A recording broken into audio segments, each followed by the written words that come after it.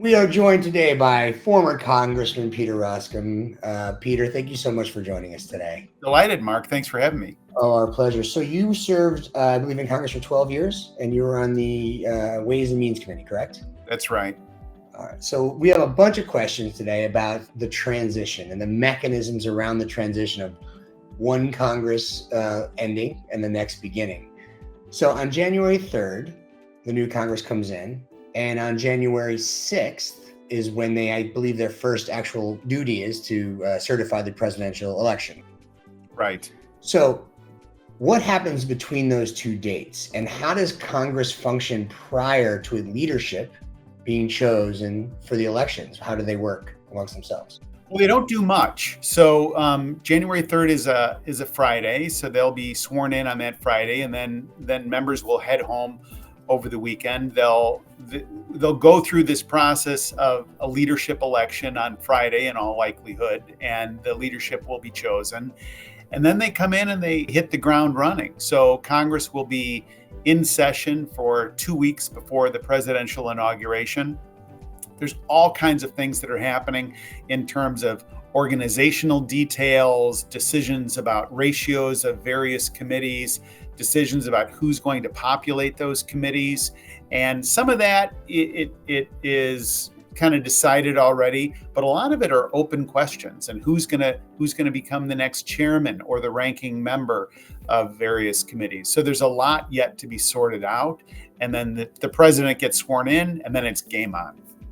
So one of the actions required, I believe, is passing the rules for the chamber, which the majority pretty much dictates.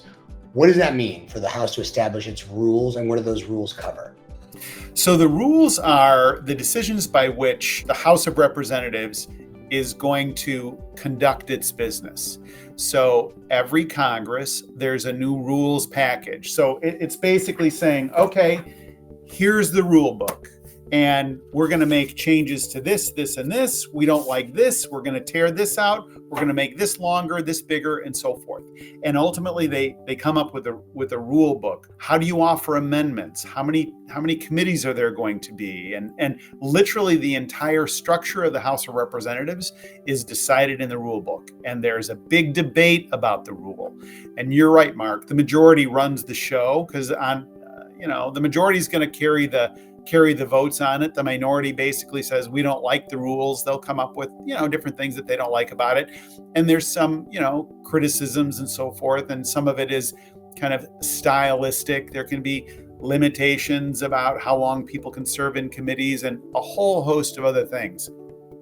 But the rules get adopted, and then that's it. Now, can you amend the rules? Sure you can. Is it a big adventure to amend the rules? Yeah, it is. So it's not an easy thing to do, but the rules package gets adopted, and then that's the playbook by which Congress will organize itself and move on. One of my favorite statistics is that the lawmakers in the House and the Senate introduced more than 23,000 bills during this current Congress. So in the last couple of years, only 105 of those bills became law. Think about that.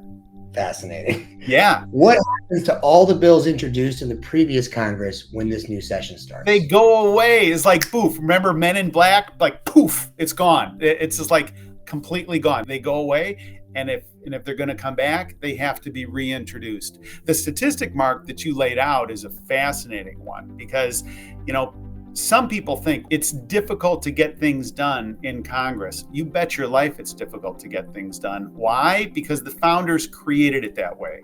And there's many people that look at the way that our current system is constructed, and they say it's too cumbersome, it's too bulky, it's too slow, it's too this, it's too that.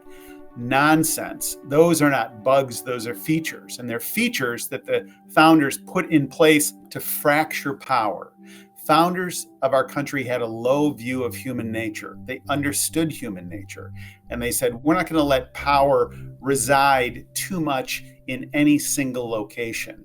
And so even in the House of Representatives, the rules that get adopted and sort of the dispositions and the backgrounds of people coming from all over the country make it very difficult to get consensus around things. And so, the 20,000 plus figure that gets winnowed down to less than a couple hundred bills is a breathtaking proportion, but it's designed that way as a restraint on power to protect us ultimately. You were a member of Congress for 12 years. So if my math is correct, that means you had 6 sessions, 6 new beginnings. Do you have any advice for any new member coming into Congress about how to be as successful as possible from day one? Yeah, I think part of the strategy is to build relationships with other members of Congress. And, it's true in our own lives. You know what I mean? People that you're in a relationship with, that you have a personal connection to, it is so much more significant than people that just, you're just kind of walking down the street, obviously.